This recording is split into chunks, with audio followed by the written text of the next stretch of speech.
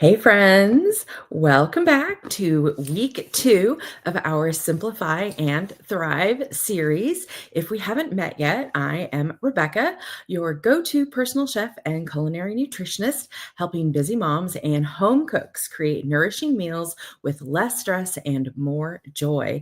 Today's topic is one of my favorites because it is a total sanity saver. Meal plan in 10, cook in 20. How does that sound? Tell me in the comments, how long do you usually spend planning meals each week? And be honest, I'm a personal chef. I know how much meal planning takes, right? Do you avoid it altogether? No shame. This is a very safe space. So if you're tuning in live, drop hashtag live. If you're tuning in, catching the replay, hashtag replay down below. Let me know where you're tuning in from as well. I am coming to you from Shawnee, Oklahoma, and we are in the middle of tornado season. Apparently, there's an outbreak expected tomorrow, so getting things done today so I can hunker down tomorrow. All right, so meal planning. Oh my goodness, right? I will usually say that my services as a personal chef save my clients at least an hour a week for meal planning. But you let me know, how long does it take? These days, with the resources that we have on hand, right, it could take much longer. Just a simple Google search, such as best spring chicken dishes, and you are off to the races with many, many delicious things to choose from and look through. So, all right, why does meal planning feel so hard? That would be one reason, right? Just the overwhelming amount of resources that are available today to us. When I first started chefing, this was certainly not the case. You had to go actually look through cookbooks, and the best resources for dishes that would work for personal chef purposes were actually found through personal chef associations, cookbook resources, that sort of thing. So now you are blessed with many, many food blogs and food creators and videos and just all sorts of things that you can use to plan your meals, right? But who's got time for all of that? Because even though I've been doing this for almost 20 years, I don't have time for all of that, and I still need to streamline it. So here's why most meal planning systems don't work. Let me know down below in the comments how many of you have tried, subscribed to, purchased a meal planning system of any sort. Okay, it could be online, it could be something some sort of program. Just let me know down below. Have you, and if you would like to share, what have you tried? How has it worked for you? In my experience, most meal planning systems do not work because one, they're too complicated. Two, they require so many ingredients per week. And they expect you to have the energy and the know-how of a trained chef every day, every night, which is just not real life, right? Because if you're looking at a 7-day menu plan and it's breakfast, lunch, dinner, plus maybe a snack or two, and each of those are different recipes, right? So that's 5 new recipes per day for 7 days. That's 35 new recipes for an entire week, or 4 times 7, or at least 28, right? Way too many. I don't even do that. I'm here to show you how to plan fast and how to cook smart. You don't need a spreadsheet. You don't need a fancy recipe software. You don't need a week of prepped containers. You don't need to spend hours creating meals all in one day. You just need a simple system that fits your life. Okay, that's the key here. Most menu planning systems, most menu plans are going to fail because they simply don't fit your life.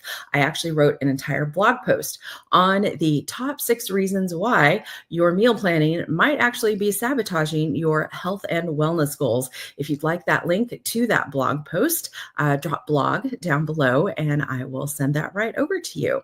Okay, so here is a quick and simple plug and play system. How many of us enjoy the sound of plug and play, right? Anything that we can make easier because we've got more important things to do than spend all day planning and shopping and being in the kitchen, right? So here is a quick and easy plug and play system for you to use, and one that I use myself as well. And it is called, maybe you've heard of it, it's called theme night planning. All right. Theme night. This is going to just give you a basic structure to work with. So Monday through Sunday, the first step is Monday through Sunday to assign a flexible theme to each night. So remember, even though you're going to put a structure in place, you're still going to be flexible according to your family's preferences, according to your dietary needs, according to what may be happening during the week, and things that may even come up, right? So you got to be flexible, got to roll with it, got to pivot. So here is an example of a Monday through a Sunday. Monday, you could go meatless on Monday, or Monday could be bowl night. It's the first night of the week, right? You're probably going to want something that's almost a no-brainer. Tuesday, come on now. What is Tuesday for most of us these days? Taco Tuesday or some kind of Mexican dish, right? Wednesday for us was always sort of the busiest day out of the week. So Wednesday by the evening, I'm tired. So I want something quick and easy. And Wednesday could be pasta, or it could be a sheet pan deal, some kind of all in one. This is a great night as well for us. It was good for the slow cooker. Put it in the morning, ready by the time we're home after activities in the evening. By Thursday, we usually had enough left over for a leftover night, or breakfast for dinner is always a great one too, right? I mean, crispy bacon, crispy bacon, an omelet, and some toast. Always a winner. Let's see, pancakes. My kids always had to have fluffy pancakes too. Friday, pizza night. That could be order in. That could be make homemade at home. Saturday could be grill night or eat out night. Saturday, you could easily put something in to marinate on Friday, so it's ready on Saturday for an early afternoon dinner. And Sunday, you could do something new, or it could be an eating out day. Eating out is a theme, and it is a possibility. Okay, so having a theme just helps you to narrow the options fast and helps make shopping a breeze. It's a good way to help you use up what's in your pantry as well. So instead of sitting down with a blank page, you're plugging your meals into a framework, right? It reduces the decision fatigue, which is one of the themes that this series is all about. We want to reduce that decision fatigue and keeps you from buying random things that don't go together. That's another big way that food gets wasted, right? And a lot of reasons why some of the meal planning systems don't work, because they're not taking into account shared ingredients or leftovers, or you're creating something new for each one of those meals, right? Okay, so let's take out your piece of paper. We're going to workshop this a little bit, because I want you to walk away from here with a theme night plan that you can put into play for the next week. Okay, so and let's even time ourselves, right? Let's see. This should take less than 10 minutes. So we're going to walk through a quick example. All right. Let's work together to see how fast this is. We're planning for a busy week. Think about what you already have on hand, right, in your pantry and also in your fridge, maybe in your freezer. It's if you have the freezer space, it's great to take advantage, especially of sales on meat. If it's properly packaged, it can keep for quite some time. So in these days, with the cost of groceries, you definitely want to try and save as much as you can where you can. We are coming up on the spring and summer season. So the farmers markets will be opening up around the country, and that's also a great way to save on fresh produce. So, and if you're planning meals, that's automatically going to reduce your food waste, which will save you money. And we're hoping also that this is going to save you time. All right. So down one side of the sheet, Monday through Sunday. Okay. And just think about your week. Think about the general meals that your family enjoys and fill in what your theme nights might be. So Monday. Monday could be meatless. And that's also if you've eaten out or indulged a little bit more over the weekend, going plant-based on Monday is a great strategy for a little bit more nourishment. Tuesday for us, Taco Tuesday. It's always Taco Tuesday. Wednesday, this is where I like to insert a slow cooker dish or an Instapot dish, something that is, sort of one pot, one pot night, one pot meal. Okay. Thursday is our leftovers. As I mentioned, that's where we're going, we are a family of 4, or before empty nesting, family of 4. But 2 boys with big appetites, my husband and my son, big appetites. So I would usually cook in, 6 to 8 servings, in that range. And serving size, serving portion also, of course, varies by family. So when I talk about a portion, I usually mean, 4 or 5 ounces of the lean protein, and then maybe up to 1 cup of cooked veg, up to 1 cup of raw veg, half a cup to 1 cup of some sort of cooked grain. So you want a balanced plate. My goal was always the balanced plate. But if you have dietary needs, then you adjust the balance on the plate, right? And if you want to chat about that, drop that down below. Let me know. And I'm happy to workshop that with you over Messenger. Okay, so Thursday night is leftover night. Those are our extras. All those little containers that are hanging out in the fridge. We don't want those to keep hanging out in the fridge. And chucking containers in the freezer, at least for us, my son would say that is where food goes to die, in the freezer. So we don't want to put things into the freezer. Okay, Friday night, we always like to watch a movie together, or as the kids got older, they would watch their movie, we would watch our movie, or they'd go out with friends and watch their separate movies. But pizza is always a great bet on a Friday night. Either order in or make your homemade pizza. And I have a quick and easy pizza crust recipe in my Savored Moments cookbook that is quick and easy, has a tip in there to make it even faster. And if you'd like the link to the cookbook, drop cookbook down below. 90 plus recipes, family recipes that are great for customizing to your own tastes and preferences. All right. Saturday can be grill day, or it could be eating out day. Sunday could also be eating out day. We like to do brunch either on Saturday or Sunday, usually on Saturdays because Sunday is church morning. And there's a really good donut shop on the way home, or eating out brunch. So Saturday, we like to do sort of a late morning breakfast. I'll bake scones, do fluffy pancakes, crispy breakfast meat, maybe cinnamon rolls. And again, all of those recipes that I use in my own family are in that cookbook that was published just before the holidays, Savored Moments. So drop a cookbook down below and I'll send you that link. Boom. All right. So hopefully, as I have been chatting, you have been filling out your themes for Monday through Sunday. Okay. So, and with each one of those themes, then, especially when you're starting a new plan, just like when I start with a new client, you want to start with your family's favorites, because that's going to give all of you a quick win, right? We got to get a win under our belt before we start getting a little bit fancier. So for Monday night, what would be my family's favorite meatless meal? Tuesday, what would be the favorite tacos?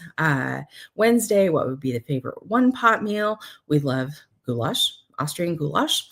Tuesday, chicken tacos. I can easily make those, do cheese quesadillas for my son. And Monday, for plant-based, probably a simple pasta with just cheese and sauce and a good salad on the side. Thursday night, then for leftovers, we're just going to round up what we've got left over from breakfast, from lunches, and from dinners for the week. Friday, homemade pizza. We love the classic toppings. Pepperoni, mozzarella, and then I like to put a bunch of veggies on top of mine. Saturday and Sunday, and again, I already talked about our Saturday morning brunch with pancakes or waffles or French toast, even cinnamon rolls, scones, something sweet and baked like that. And then Sunday, usually we will eat out after going to church. So there we go. 10 minutes or less. I think that was even 6 minutes if I'm looking at the clock correctly. Okay, so hopefully you have a plan.